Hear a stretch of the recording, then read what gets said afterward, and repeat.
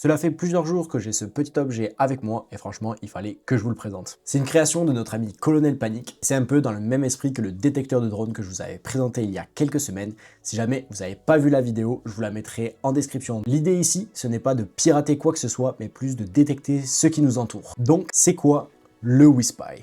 En gros, le WeSpy, c'est un ESP32-S3 avec du Wi-Fi et du Bluetooth intégré. Il existe aussi d'autres modèles comme celui-ci, comme vous pouvez le voir, qui est tout transparent.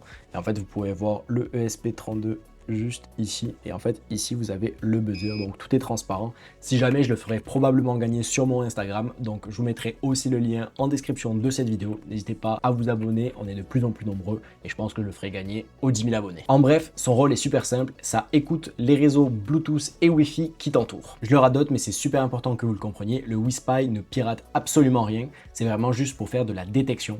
Donc en gros, ça va vraiment scanner les objets qui vous entourent, donc les appareils connectés, que ce soit des caméras, que ce soit des réseaux Wi-Fi, etc. Mais ça ne va pas essayer de les pirater, c'est vraiment juste pour faire du scan autour de vous. Il l'observe juste, il n'attaque pas ou il n'essaye pas de rentrer sur les réseaux. Aussi, si jamais vous voulez le faire, c'est super facile parce qu'en fait, il a juste créé une PCB pour ça, mais comme vous pouvez le voir, en fait, c'est juste un ESP32 et un buzzer qui sont juste ici connectés ensemble, ou comme celui que j'ai montré juste avant, c'est vraiment une feuille, donc avec, comme vous pouvez le voir, avec des bus juste ici. Mais en gros, c'est vraiment la même chose, c'est toujours un ESP avec un buzzer. En gros, vous vous connectez directement au ESP. Si jamais vous voulez vraiment faire le vôtre, vous avez juste besoin d'acheter un ESP32-S3 avec un buzzer ou même avec une LED par exemple. Donc vous n'êtes vraiment pas obligé en fait d'acheter directement sur son shop. Je vous mettrai son shop en description de la vidéo évidemment parce qu'il m'a envoyé ça gratuitement. Mais du coup, c'est ça. Si jamais vous voulez faire votre propre, vous n'avez pas besoin de passer sur son shop pour pouvoir le faire. Je prends une minute de votre temps pour faire une auto-promo. J'ai créé une communauté Skool, donc je vous mettrai le lien évidemment en description de cette vidéo. Il y a une communauté payante, donc où est-ce qu'on va parler de cybersécurité, robotique, AI. Vous allez avoir des choses exclusives, vous allez avoir la possibilité d'avoir des promotions en avance sur par exemple des certifications, sur des cours gratuits, etc., etc. Donc si jamais ça vous intéresse, je vous mets le lien en description. Merci à ceux qui vont jeter un coup d'œil. Retour à la vidéo. Ce qui est intéressant avec le WeSpy, c'est que ça sert vraiment pas à faire qu'une seule chose. En réalité, il existe plusieurs scripts que vous allez pouvoir utiliser pour détecter différentes choses. Et juste pour être clair, ce n'est pas un bouton que vous allez actionner pour pouvoir scanner telle ou telle chose. Il va falloir prendre le script et le remettre directement sur le ESP32. Mais du coup, c'est super simple. Vous avez juste besoin de le brancher à votre ordinateur et de push en fait directement le script au ESP et le travail est fait. Et si ça vous intéresse, je vous mettrai bien évidemment les scripts en description. Donc maintenant, place aux différents scripts disponibles. Donc le premier script, c'est un script de détection générale. Dans ce mode, le WeSpy va scanner tous les appareils Bluetooth autour de toi et il peut détecter plusieurs en même temps. Il peut filtrer avec les appareils par adresse MAC ou par fabricant grâce au OUI,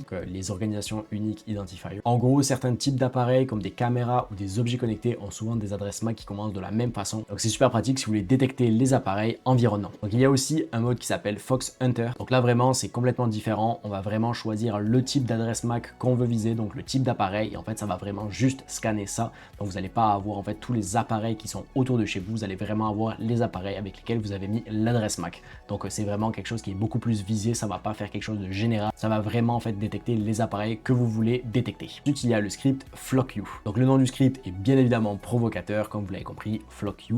Celui-ci est pour détecter exclusivement les appareils Flock Safety, les caméras en fait qui détectent les plaques d'immatriculation. Comme vous pouvez le voir, il y en a vraiment pas mal en France. Je vous mettrai le lien en description de la map. Et en fait, ce que vous pourriez faire, c'est que vous pourriez mettre vos trouvailles aussi sur cette map. Mais le but n'est pas de les désactiver, mais plus de savoir où elles se trouvent. Ensuite, un script pour détecter les robots Unibi. Bon, celui-là, je vais être sincère avec vous, je n'ai pas eu la possibilité de le tester parce que j'ai pas les moyens d'en acheter un.